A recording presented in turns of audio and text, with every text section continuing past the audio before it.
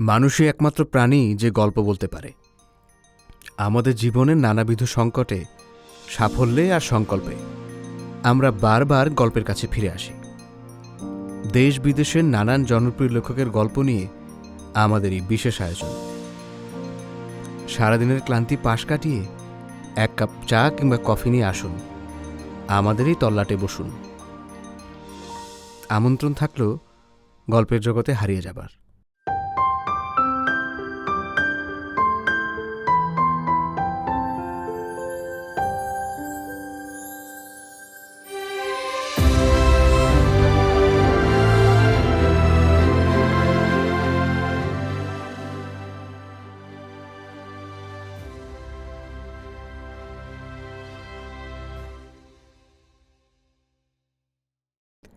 প্রিয় দর্শক, আজ আমরা আপনাদের পড়ে শোনাব প্রখ্যাত কথাসাহিত্যিক সুনীল গঙ্গোপাধ্যায়ের লেখা রেলের কামরার গল্প।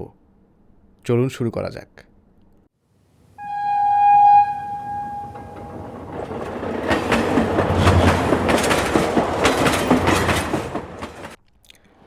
প্রত্যেক ট্রেনের কামরাতেই একটা গল্প আছে, বিশেষত রাত্রির যাত্রায়। একটা ছোট্ট ঘেরাটোপের মধ্যে ওপর নিচে 4টি শয্যায় সম্পূর্ণ অজানা 4জন মানুষ একটা রাত কাটিয়ে যায়। এর মধ্যে গল্প থাকবে না? সম্প্রতি আমাকে পুরুলিয়া জেলায় যেতে হয়েছিল। চক্রধরপুর প্যাসেঞ্জার, রাতের জার্নি। রাত 10টার পর ছাড়বে, সুতরাং খাওয়া দাওয়ার পাট চুকিয়ে ট্রেনে ওঠা। আমি নির্দিষ্ট ঘেরাটোপে পৌঁছে দেখি আর 2জন যাত্রী আগে এসে গেছেন। একটি বার্থ খালি। একজন বেশ সপ্রতিভ অবাঙালি যুবক, আর একজন মহিলা, তার সঙ্গে একটি ছোট্ট মেয়ে। ট্রেন না ছাড়লে শুয়ে পড়ার কোনো প্রশ্নই নেই। প্রথম 5 মিনিট কেউ কোনো কথা বললেন না। আমার মতো অনেকেই একটা বই খুলে বসে আছেন। প্রথমে কথা বললেন মহিলাটি। কি করে তিনি যেন আমাকে চিনতে পারলেন। নমস্কার বিনিময়ের পর জানা গেল তার ছেলে পড়ে পুরুলিয়া সৈনিক স্কুলে। তিনি ছেলেকে দেখতে যাচ্ছেন। শুনতে শুনতে আমি কল্পনায় দেখতে পেলাম এক ব্যাকুল কিশোরের মুখ। আগেই চিঠি পেয়ে যেন সে ছটফট করছে মায়ের প্রতীক্ষায়।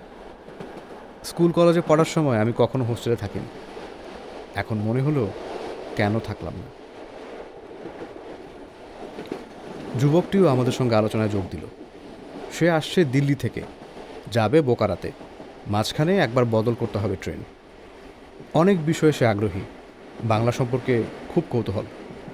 এই 3 জনের কথাবার্তা গল্প সহজ, স্বাভাবিক, বেসুরও কিছু নেই। এরপর চতুর্থ যাত্রীর আগমন। তিনি এলেন সদল বলে।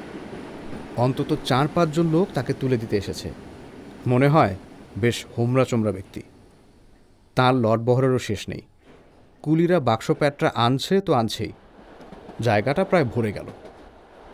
একবার তিনি এক কুলিকে ধমক দিয়ে বললেন, এই হারামজাদা, ঠিক করে রাখ। কুলিদের সঙ্গে যারা এরকম ব্যবহার করে, তাদের সম্পর্কে প্রথম থেকে আমার মনে একটা বিরূপতা গড়ে ওঠে। গালাগালি দেওয়া তো অন্যায় বটেই, ওদের সঙ্গে তুই তুকারি করাটাও আমি ঘোরতর অপছন্দ করি। এই ব্যক্তিটির এমনই প্রতাপ যে কুলিটিও আপত্তি জানল না। ট্রেন চলতে শুরু করতেই সেই প্রতাপশালী ব্যক্তিটি একটি নিচের বার্থে বিছানা পাততে শুরু করে দিলেন। আমাদের সঙ্গে একটিও কথা বলেন না, হয়তো বা কথা বলার যোগ্যও মনে করলেন। কিন্তু আমার একটু খোঁচা মারার ইচ্ছে হলো। আমার টিকিটে লেখা আছে লোয়ার বার্থ। ভদ্রমহিলাটি মেয়েকে নিয়ে নিশ্চয়ই নিচে শোবেন না। তাহলে ওই লোকটি একটি নিচের বার্থ আগেভাগে কেন দখল করলেন? সে কথা জিজ্ঞেস করতেই তিনি গম্ভীরভাবে বললেন, হ্যাঁ, আমি নিচেই শোব। আমি তখনই ঠিক করলাম টিকিট চেকারকে ডেকে ওই লোকটিকে স্থানচ্যুত করতেই হবে। ডাকতে হলো না। চেকার তখনই উকি দিলেন এবং জানালেন ওই প্রতাপশালী ব্যক্তিটি নিচের বার্থেরই অধিকারী। আমি তৎক্ষণাৎ মহিলাটির দিকে ফিরে জানালাম, আপনি নিচেই থাকবেন, আমার উপরে যেতে কোনো অসুবিধা নেই। অবশ্য ব্যাপারটি তা ঘটল না। মহিলাটির পুরো কনফার্মেশন ছিল না, তার জন্য আলাদা ব্যবস্থা হলো।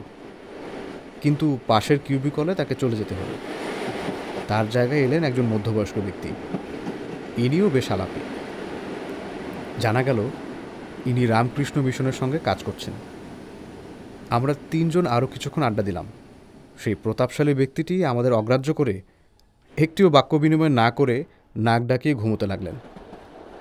4টি চরিত্র, তার মধ্যে 3 জন একদিকে, আরেকজন মূর্তিমান ব্যতিক্রম। সবাই একরকম হলে গল্প জমবে কি করে? একটু পরে সবাইকে শুয়ে পড়তে হলো। বেশ শীতের রাত। আমাকে নামতে হবে আদ্রা স্টেশনে ভোর 5:30টায়। শীতের ভয়ে সব জানালা বন্ধ, আর চোর ডাকাতের ভয় তো আছেই। অন্ধকারের মধ্যে কখন 5:30 বাজবে বুঝবো কি করে? কন্ডাক্টর গার্ডকে যদিও ডেকে দিতে বলা হয়েছে, কিন্তু তিনিও যদি ঘুমিয়ে থাকেন। ঠিক করলাম ঘুমোবই না। মাঝে মাঝে উঠে ঘড়ি দেখতে হবে। মাঝে মাঝে তন্দ্রা আসছে, তবু জোর করে ঘুম তাড়াচ্ছি। এইরকম অবস্থায় যা হয়, শেষ রাত্রে হঠাৎ গাঢ় ঘুম এসে যায়।